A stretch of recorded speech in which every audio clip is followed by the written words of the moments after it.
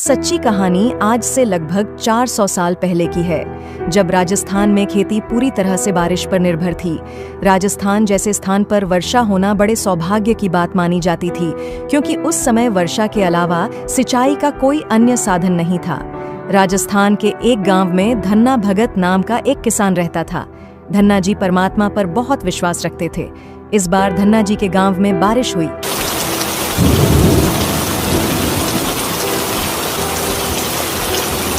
बारिश होने के बाद सभी ग्रामीण ज्वार का बीज लेकर अपने अपने खेतों में बोने चल दिए। धन्ना जी ने अपनी पत्नी से कहा, सुनो भाग्यवान, भगवान की दया से पहली बारिश तो अच्छी हुई है। ज्वार का बीज एक कपड़े में बांध दो ताकि खेत में ज्वार का बीज बो आऊं। बीज लेकर धन्ना भगत जी अपने खेत पर चल दिए। रास्ते में उन्हें 4 साधु संत आते हुए मिले।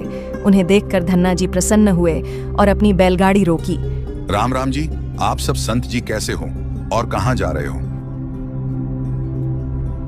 भगत भाई, हम तीर्थ यात्रा के लिए जा रहे हैं, पर हमारी हालत बहुत खराब है, क्योंकि पिछले 2 दिनों से हमें खाने के लिए कुछ भी नहीं मिला। हम बहुत भूखे हैं, हम भूख से मर रहे हैं। लगता है अब हमारी जिंदगी खत्म होने वाली है। धन्ना जी के पास ज्वार के बीज थे। वे उन्हें खेतों में बोने के लिए ले जा रहे थे।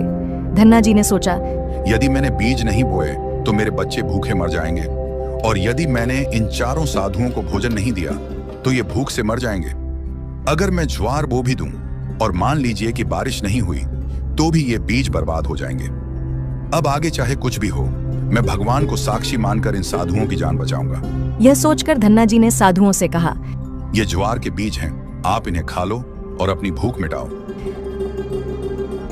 भूखे साधुओं ने ज्वार के सारे बीज खा लिए और कहने लगे, भगत भाई, आपका बहुत बहुत धन्यवाद। यदि आज आप हमें अन्न नहीं देते तो आज हम मर ही जाते। आप तो हमारे लिए भगवान हो। इतना कहकर साधु अपनी यात्रा पर चले गए। धन्ना जी की पत्नी गुस्सैल स्वभाव की थी, इसलिए धन्ना जी ने सोचा, अगर मैंने खेत में बीज नहीं बोए तो पड़ोसी खेत वाला पत्नी से शिकायत करेगा कि तुमने ज्वार क्यों नहीं बोई, और पत्नी को पता चलेगा तो वो झगड़ा करेगी। यदि मैं कंकर इकट्ठी करके थैले में डालकर खेत में बो दूं तो किसी को पता भी नहीं चलेगा। उन्होंने कंकर इकट्ठी करके थैले में डाल ली।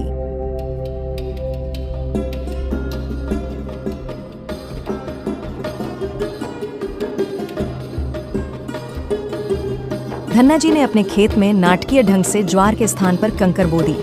आसपास के लोगों को लग रहा था